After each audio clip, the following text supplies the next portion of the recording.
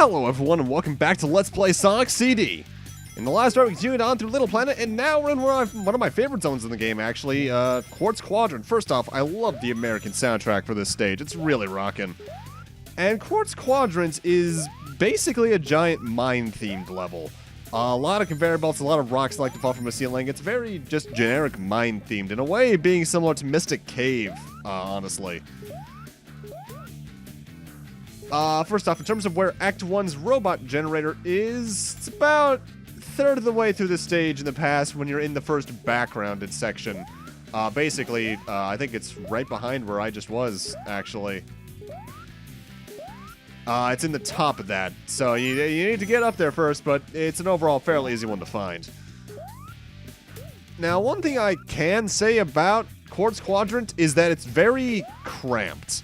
Similarly to Tidal Tempest, there's a lot of just very closed-in hallways, and because of that, platforming can get a bit tight, as can dodging enemies, but overall, it's nothing too bad. I have certainly played worse stages in Sonic. It's also around here that I would usually have my 7th time stone. Obviously, I didn't this playthrough because I just wasn't playing as best I could, and I had some autosave incidents, but Also notable, there are signs every here and there that are just little arrows, really. I think I'm going to be coming up on one right now. That if you hit them, they'll switch the way the conveyor belts move. Overall, it's nothing too major, but hey, it's there.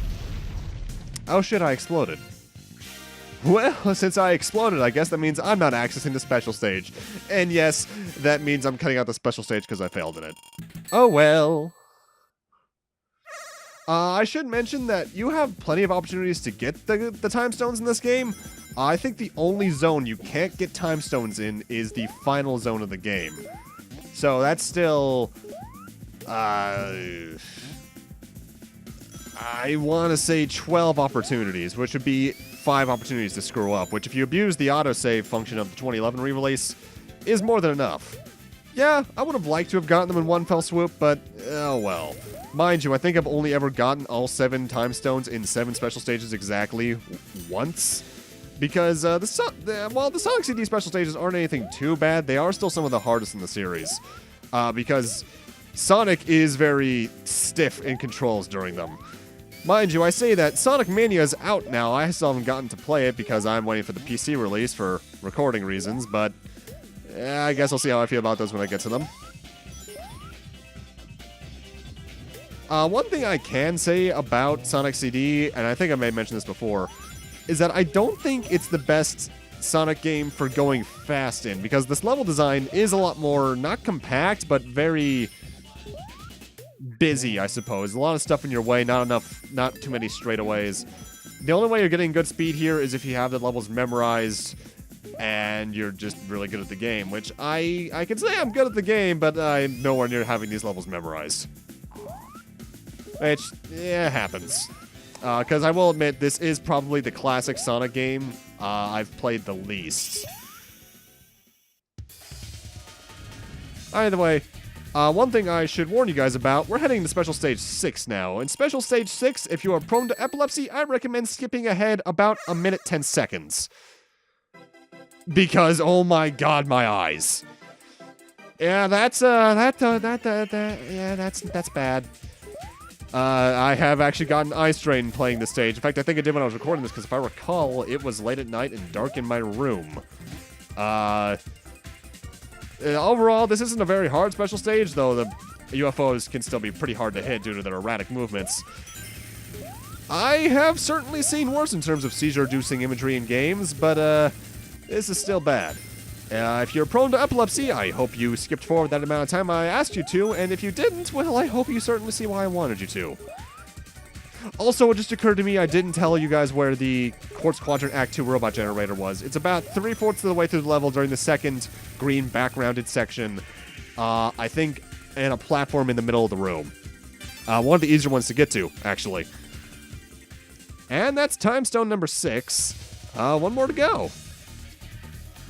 And interestingly enough, one of the few changes that Quartz Quadrant actually got in the PC in the 2011 re-release is that in the good future version of Act 3 here, which means you'd either have to have all 7 time stones by this point, or have destroyed every robot generator in Quartz Quadrant, There is a monitor that was only ever in the beta that was restored, which is really obscure, but okay. Either way, we're actually coming up on the Quartz Quadrant boss himself, and it's actually one of my favorite bosses in the game. Once we attack this little platform that Robotnik's in, the boss actually begins, because otherwise he just kind of stands there sitting at you. It's basically a treadmill. We need to run on this treadmill, creating friction on the bottom of the platform he's on, eventually eroding away at it step by step while avoiding the iron ball that it drops and then breaks into 4, as well as making sure we can go fast enough not to hit the spikes in the background. Basically, it's go fast the boss fight. And again, I love this. Sonic CD has a lot of really cool boss ideas that honestly fit better more as minigames in my eyes, but they're still really cool. Would I have preferred they went the usual hit the boss this many times? A little bit, but I like the different ideas they used. I actually kind of wish they brought some of these concepts back for some of the other games. I heard Mania did that, but I've yet to play Mania still, as I mentioned before. Yeah, run, fat man. Ah, damn it, it's in my way. Ah, well, that's Quartz Quadrant. Not a very hard area. Has some tricky and confined platforming sometimes, as well as enemy locations. But overall, nothing too bad. Now, one thing I haven't quite gone into with Sonic CD is the cheat codes, but that's just because I don't think most of them work on the 2011 re-release. But first, I do want to go over my least favorite zone in the game, Wacky Workbench. It's wacky for a reason. There's a lot of weird platforming ideas here, namely the fact that that little flashing ground is a giant trampoline. There's things that electrocute you. There's a lot of things all over the place. And it's overall a fairly complicated level design level. Let me restart that sentence. A fairly open level design idea, because you can just go up and down and all around. It's really hard to go to the future or past in this area, too. As for where Act 1's robot generator is, it's about 4/5 of the way through the level, on the very bottom of the stage. I always remember where it is based off a pipe that you can find that you have to pass by. But obviously it's not going for robot generators. I'm not doing it. I have done robot generator only runs of Sonic CD, maybe twice, but honestly, I just find the time stones more convenient because I'm fine with memorizing level design in Sonic games. It's easy enough when there's one map for each act. When there's 3, technically 4, due to bad and good futures, it gets to be a bit much for me, because that means I'm technically memorizing 4 times as many levels, and I'm not a fan of that. You can get crushed here as well, which is theoretically challenging, but nothing too bad. One thing you should watch out for, though, watch out for glowing elements of the stage. They're generally electrical things that will hurt you. Now, one thing I do want to go over that I'm not going to be showing off, because I don't think I can do it in the PC version without doing some minor hacking to activate a secrets menu, is that there's a sound test in Sonic CD that you activate in the other versions by pressing down, down, down, left, and right on the title screen, I believe. And you can do some stuff from there, namely access a debug mode by playing tracks, I think it's FM40, PCM12, and DA11.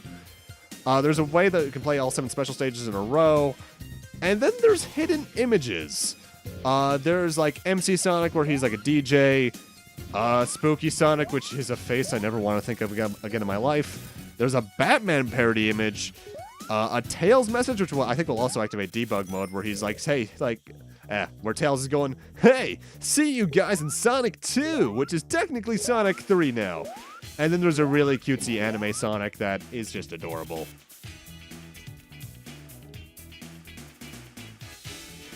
I think there's also technically a suicide button in the PC, in the other versions. I'm not sure if it's in the 2011 re-release, because I never bothered to use it. Where if you pause the game and press any of the jump buttons, Sonic just flat out dies. I do not believe that's in the 2011 re-release, though, because if I recall, the original purpose of the other one was in case you got stuck in a wall or in a time zone you didn't want to be in, or in just very bad locations, so you could restart the level. Whereas in the 2011 re-release, obviously, we have the return to menu function that auto-saves in between each level, so you could just attempt the level again, which I like. Also, I didn't get a special ring there, so I only have 3 more opportunities to get the last time stone. Thankfully, I get it. There's no way I wasn't going to get it. Also, fun fact, only time this sprite gets used in the game. That's actually based off a piece of concept art. Wacky Workbench 2 is Wacky Workbench 1, but only more wacky. There's a lot more going on in terms of weird platforming here, and honestly, this is my least favorite stage in the game, bar none. In terms of where the robot generator is, though, it's more or less at the very start. You know that trail of rings I followed after getting launched up to that platform? It's up there in the past. To get to it, you need to go to the bottom left of the stage and climb platforms up to the top. It's actually one of the more tricky to find ones on your first time around, because who would backtrack in a Sonic game, honestly? That's not something many people would do. Also, I'm getting flashbacks to Gimmick, Gimmick Mountain from Sonic 2 Game Gear? Either way, back on topic. Unless my memory is failing me, I think Wacky Workbench was left alone in terms of changes for the 2011 re-release. Aside from the obvious improved collision detection, widescreen, so on and so forth, it was the entire zone was basically left alone. And oh yeah, how am I supposed to make this jump, huh? This is tricky. I kind of wish they did change it a bit, honestly, just so it could be a bit more approachable. Because honestly, the collision detection issues I keep talking about in the original Sega CD and PC release, they are more apparent than anywhere else in the game here. God, I hate Wacky Workbench on the Sega CD. Now, something I try to experiment around with in Sonic CD every now and then is the time attack mode the game has for you. Because while I don't think the stages of Sonic CD are the best built for speed, going fast in them is still interesting because you have to find routes around some of that stuff, and honestly, it can lead to some pretty fun times. For the most part, I don't think it does anything, at least in the original version. I think it unlocks, like, concept art or something here in the PC re-release, and the 2011 re-release. Sorry, I keep doing that. But, it's there, I suppose, for people who want to mess around with it. It's good for speedrunning, I suppose, level for level. Either way, time for the 7th special stage, which is one of the weirder ones graphically, because I have no idea what's going on with that grid in the water. And honestly, at this point, if you're playing along and you've gotten all 6 of the prior time stones, you know how to handle this. Restart if you need to. Avoid the water at all costs, because the time goes down like nothing else. And something I like to do, actually, that you can actually see in some of the other special stages, is abuse the grassed corners for turning around to hit a UFO every now and then. Because while Sonic's turning is nowhere near the best in these special stages, it can still save your ass. And again, I love the special stage theme. Sonic CD's soundtrack is really good, especially the Japanese-European one. Oh, and yeah, use the time extender UFOs to your advantage. Something I believe that was in the original release, but was altered for the 2011 re-release, is that when you get below, I want to say about 20 seconds on the timer, there would also be an alarm sound effect telling you to, hey, you're running out of time, go get that UFO. I think the time where it shows up was lowered for this version. Either way, we got them all 7 time stones, which look suspiciously like Chaos Emeralds. I know I did not really mention that yet, but come on, it's pretty obvious. And with that, we are now locked into good futures for the most part. I think the 2011 re-release has a minor bug where sometimes you'll be loaded into a good future even with all the time stones. But more or less now, whenever we time travel, we're going to be in a good future. And man, they're so colorful and happy, and I miss the bad future music. Yeah, that's the biggest issue with me for getting the time stones. I lose out on all the good, bad future music, but oh well. Wacky Workbench Act 3 is nothing too different from the prior two. Color scheme aside for the good future. It's also fairly linear, but it also has, again, a pretty interesting boss fight. Robotnik can hurt you like that somehow. Will drill into the ceiling, causing platforms to fall. You need to step on these debris platforms, technically, and wait for the floor to get electrocuted and bounce you up like it has throughout the rest of the stage, and jump from one to the other to get to the next tier. At which point you hit Robotnik, and do that again, only now there's a hole in the center. It's entirely a platforming challenge. And honestly, I like it. There is something to be said about the merits of having a different kind of boss system like this. And while I really do prefer, as I mentioned before, the normal boss ideas, I like that they did something like this. I know I said that earlier this part even, but it bears repeating. Later on in the fight, you do start getting stalactites that try to fall and impale you, but they're no real threat because they move really slowly. And that's the end of the fight. That was that 4 hits. Oh, hey, nice jig there, Eggman. Eggman, Robotnik, I switch between the two all the time. Run, fat man, run! I can't catch. Oh, damn it. Either way, with that, that's the end of Wacky Workbench. My least favorite zone in the game. Really strange platforming. Can be kind of annoying in the collision of the original Sega CD version, but overall, I have played worse. But with that, I'm going to end this off here.